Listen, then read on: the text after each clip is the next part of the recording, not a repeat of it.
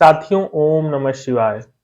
सभी शिव भक्तों को आने वाली महाशिवरात्रि के लिए हार्दिक शुभकामनाएं। साथियों, जैसा कि आप सबको पता है, महान पावन पर्व महाशिवरात्रि निकट है। तो इस महान पावन पर्व पर हम आज इस वीडियो में देश में फैले 12 ज्योतिर्लिंगों के बारे में आपको बताएंगे, उनकी मान्यताओं के बारे में बताएंगे। तो आप इस वीडियो को अंत तक जरूर देखिए। ओम नमः शिवाय। साथियों, महाशिवरात्रि को ही हमारे भोलेनाथ और माता पार्वती का शुभ विवाह हुआ था, इसलिए यह पावन पर्व अत्यंत ही मनोरम हो जाता है।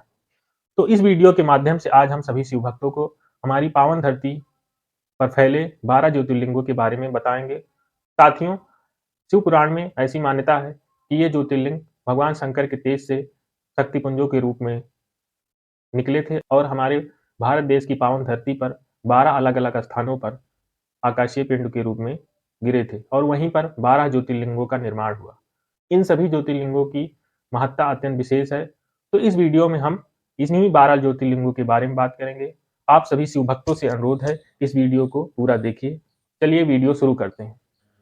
प्रथम सोमनाथ 12 ज्योतिर्लिंगों में पहला सोमनाथ ज्योतिर्लिंग है। ये मंदिर गुजरात के सौराष्ट्र में समुद्र के किनारे स्थित है।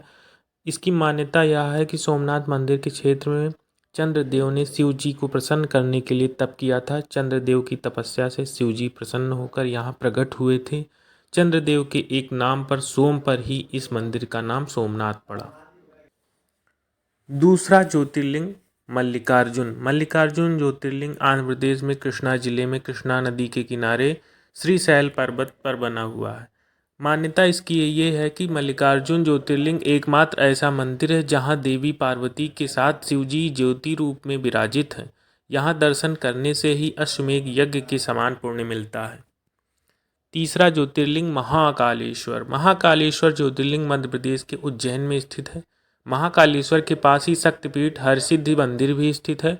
मान्यता इसकी ये है कि ये एकमात्र दक्षिण मुखी ज्योतिर्लिंग है। रोज सुबह महाकालेश्वर मंदिर में भगवान की भस्म आरती की जाती है। यहाँ पूजा और दर्शन करने से अनजाना भय दूर हो जाता है।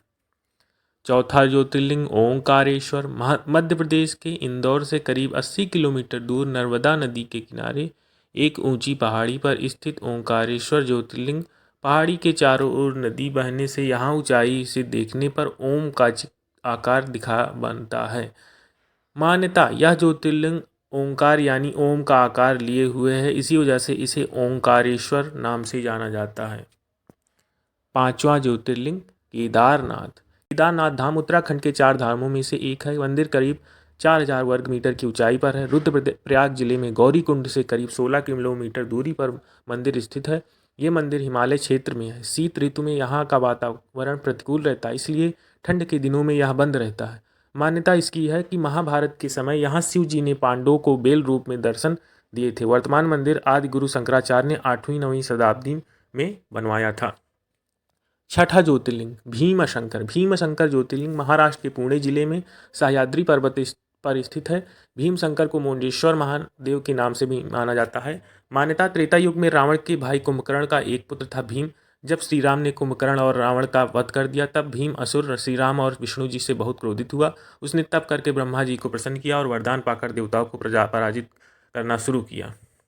सातवां ज्योतिर्लिंग काशी विश्वनाथ उत्तर प्रदेश की वाराणसी काशी में स्थित है। का विश्वनाथ ज्योतिर्लिंग मान्यता यहाँ महादेव के साथ ही देवी पार्वती भी विराजित हैं। यहाँ देवर्षि नारद के साथ ही अन्य सभी देवी देवता आते रहते हैं और शिव पूजा करते हैं। जिस व्यक्ति की यहाँ मृत्यु होती है उसे मोक्ष मिलता है। आठवां ज्योतिर्लिंग त्र्यंबकेश्वर महाराष्ट्र के नासिक जिले में स्थित त्र्यंबकेश्वर मंदिर के पास ही ब्रह्मगिरी पर्वत है। मान्यता यहाँ स्थित शिवलिंग में ब्रह्मा विष्णु और महेश की पूजा एक साथ होती है। इस क्षेत्र में गौतम ऋषि ने शिव जी को प्रसन्न करने के लिए तप किया था। उनकी तपस्या से प्रसन्न होकर शिव जी प्रकट हुए थे। तब से ही शिव जी यहाँ ज्योति रूप में विराजमान है। नौवां ज्योतिर्लिंग वैद्यनाथ ज्योतिर्लिंग के बारे में कई मतभेद हैं। झारखंड स्थित वैद्यनाथ मंदिर को लेकर और महाराष्ट्र स्थित वैद्यनाथ मंदिर को लेकर मतभेद है। झारखंड में देवगढ़ जिले में वैद्यनाथ मंदिर है और महाराष्ट्र में पराली स्टेशन के पास ही पराली गांव में भी वैद्यनाथ मंदिर है। मान्यता त्रेता युग में रावण शिव जी का परम भक्त था। वह हिमालय में शिवलिंग बनाकर तप कर रहा था। तपस्या शिव जी से प्रसन्न होकर प्रकट हुए। रावण ने वर में मांगा कि वह ये शिवलिंग लंका में स्थापित करना चाहता है। शिव जी ने ये वरदान तो दे दिया, लेकिन एक शर्त भी रखी कि रास्ते में तुम ये शिवलिंग जहाँ रख दोगे वहीं स्थापित हो जाएगा। रावण इस बात के लिए मान गया। रावण शिवलिंग उठाकर लंका ले जा रहा था, तभी रास्ते में उसने एक गलती से शिवलिंग नीचे रख दिया। इसके बाद शिवलिंग वहीं स्थापित हो गया। तब से ज्योति रूप में विराजमान है शिव जी। 10वां ज्योतिर्लिंग नागेश्वर नाथ। यह ज्योतिर्लिंग गुजरात के में स्थित है। द्वारका से भी नागेश्वर ज्योतिर्लिंग की दूरी 17 मील है। मान्यता, शिव पुराण की रुद्र संहिता में शिव जी का एक नाम नागेश्वरम है। शिव जी नागों के देवता हैं और नागेश्वर का पूर्ण अर्थ नागों का ईश्वर है। 11वां ज्योतिर्लिंग रामेश्वरम। ये ज्योतिर्लिंग तमिलनाडु के रामनाथपुरम में स्थित है। इसकी मान्यता सभी लोग जानते होंगे कि त्रेता युग में रावण का वध करने के बाद श्री राम लंका से लौट रहे थे। उस समय श्री राम दक्षिण भारत में समुद्र किनारे रुके थे। श्री राम ने समुद्र तट पर बालू से शिवलिंग बनाया और उसकी पूजा की थी। मान्यता है कि बाद में शिवलिंग वज्र के समान हो गया था। 12वां ज्योतिर्लिंग घृणेश्वर।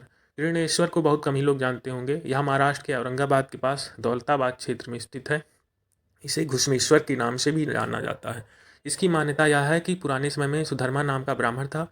उसकी पत्नी सुदेहा थी। उसकी कोई संतान नहीं थी, इसलिए सुधर्मा का विवाह अपनी छोटी बहन घुश्मा से करवा दिया। घुश्मा शिवभक्त थी। शिवजी की कृपा से घुश्मा को पुत्र की प्राप्ति हुई। बाद में सुदेहा अपनी ही बहन घुश्मा से जलने लगी। जलन की वजह से सुदेहा ने अपनी बहन के बेटे की हत्या कर दी और एक कुंड में बेटे का शव डाल दिया। जब ये बात घुश्मा को मालूम हुई तो वह दुखी हुई बिना शिव पूजा करने लगी। शिवजी उसकी पूजा से प्रसन्न होकर प्रकट हुए और उसका पुत्र जीवित लौटा दिया। घुश्मा ने शिवजी से प्रार्थना की थी कि अब से वे यहीं विराजमान रहे। भगवान ने उनकी बात मान ली और यहीं ज्योति रूप में विराजमान हो गए। जय शिव शंकर।